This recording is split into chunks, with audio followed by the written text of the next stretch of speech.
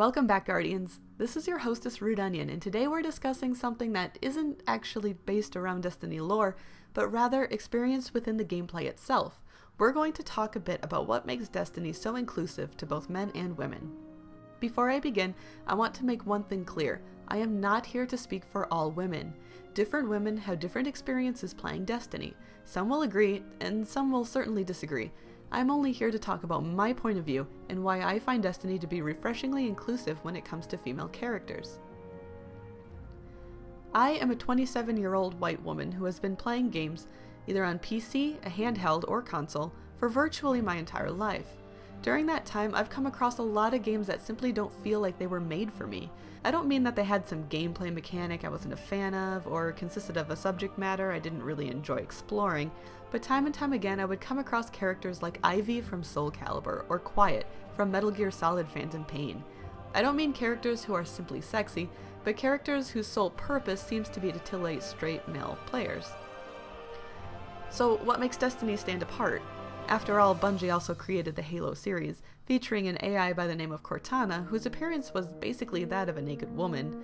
Now, I could take up an entire episode talking about Cortana's strength as a female character, but in the interest of time and in staying on topic, I want to begin this discussion with who is arguably the sexiest appearing character in Destiny, Mara Sov. Mara Sov is Queen of the Awoken in the Reef. She wears what appears to be royal garb, not battle armor. It excuses the amount of skin that is shown, which actually isn't all that much to begin with. She stands as proof that a character can appear sexy without bearing every spare inch of skin or having a camera zoom in on their bust or crotch. The Awoken are ruled and governed by a matriarchy, with women taking up nearly every single major position among the Awoken in the Reef. One exception is Prince Aldrin, who is the Queen's brother and serves as her advisor and the Master of Crows. A few other vendors in the Reef are male, including Brother Vance, Master Ives, and Varix. The Queen's Guard in the Reef do wear armor, although it isn't the best example that I would choose for female armor in Destiny. I'm not completely sure if the chest piece is meant to be armor or leather, although neither really excuse how form-fitting the material seems to be. While I feel that it could stand to be improved, the majority of how the Queen's Guard is depicted is very favorable. They, like the Queen herself, are never sexualized. In an age where dead, even mutilated women are sexualized disturbingly often, Bungie stays far away from this particularly harmful trope. But Mara Sov isn't the only female NPC in Destiny. Far from it. She is joined by such characters as Ikora Rey, Eris Morn, Petra Venge, one of the aforementioned Queen's Guard, and Amanda Holiday. Many of the Exos are decidedly feminine, such as the Exo Stranger and Lakshmi too. There are other tower NPCs as well, including Tess Everest, Eva Levante, who is an older woman to boot, and the Postmaster, which has a clearly feminine voice. This isn't to say that there isn't some room for improvement. Out of 26 vendors in both the tower and the Reef, including Exos and bots, such as bounty bots, 9 of them are female or seem to identify as female. If you include non-vendor characters such as the Queen, the Exo Stranger, and Ghost, that brings the count to about 10 out of 29. At this point, however, we start getting into debates such as whether we include Oryx, who was once female before switching to be male, Crota, or any number of other villains, including Oryx's daughters. So keeping the count as it is, excluding villains, the numbers aren't particularly even and could stand to be improved upon a bit. However, there are other aspects of the game that I find to be much more positive. I'd like to take a moment to quote Sarah Rodriguez and her article The Surprising Truth About Destiny, who says women in the world of Destiny have leadership roles and menial roles. There are shopkeepers, mentors, leaders, guardians, ambassadors, robots, and queens. These female characters never draw attention to their sex because it is a non-issue. No one has trouble obeying their orders, no one feels they are demeaned by listening to a woman. These thoughts have no place in the world of Destiny. It's refreshing to see women that are not only diverse amongst themselves, but influential in the story's events as well. Even though the Queen was not actually present in the House of Wolves storyline, the entire narrative was about the fallen wolves betraying her, the slaughter of her royal guard, and her seeking to recapture Skolas as revenge. The gameplay keeps you in constant contact with Petra Venge, whose personality is a delightful, bright contrast to Mara Sov's more somber tone. Last week I was delivering court messages. Today we're delivering explosions. I love field work.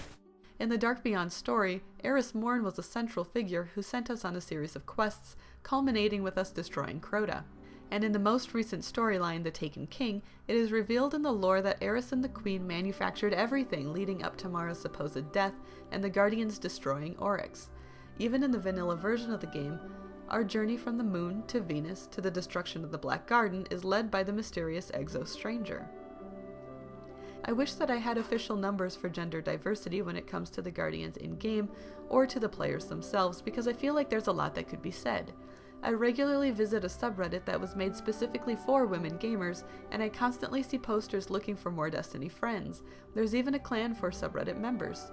Meanwhile, there are a number of Destiny players on my friends list who are women, and I can't even begin to tell you how many women I've confidently recommended play Destiny, and hearing in return how much they're looking forward to it. It's not about Bungie catering to women, and it's never been about games catering to women. It's about games being inclusive toward women, minorities, everyone, rather than being exclusive. Speaking of minorities, while I certainly don't feel particularly qualified to discuss Destiny's inclusion of minorities, I'd like to quote Sarah Rodriguez one more time. Destiny is a shooter with a loosely militaristic chain of command. There are plenty of little insidious places to tuck away bias. For example, they could have had an all-male leadership, or not hired any actors of color. Instead, one of the most important NPCs you meet is a woman. A black woman is one of 3 leaders in the tower, and the voice acting cast includes Cree Summer, Gina Torres, Lance Reddick, Lenny James, Sheree Ugdashlu, David Harewood, and Eric Avari. This wouldn't be a discussion about gender inclusivity in Destiny if I didn't mention the community itself. I make a habit to frequent the popular Destiny subreddit, Destiny the Game, and even though women certainly aren't as common as men, it's very rare that I ever feel like the odd woman out. Users often refer to other players as he or she, rather than the less inclusive he assumption. This may seem like a small detail, even nitpicky, but it's something that carries more weight when that small addition includes you, and not only you, but many of your friends as well. It also came as a huge relief when I started playing with random players in the game and I wasn't treated like an outcast. While there have been a couple times I've felt the need to leave a group due to being treated differently than other players, these examples are extremely rare. In over a year of playing Destiny consistently with random players several times a week, only twice have I encountered behavior that I found to be sexist. While I'm not excusing these instances, this is huge. I compare my experiences to those I hear from women playing League of Legends, or World of Warcraft, or Grand Theft Auto Online, and each and every time I feel fortunate that Destiny is not like that. I won't claim that all women have shared the exact same experiences I have.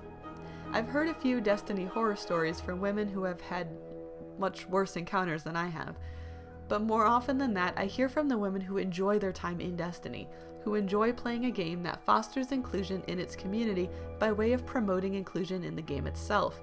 Acceptance and diversity breeds acceptance and diversity, and Destiny feels like it's proof of that. I look forward to not only enjoying more experiences in Destiny, but also sharing those experiences with the rest of my girlfriends and any number of other women who play the game.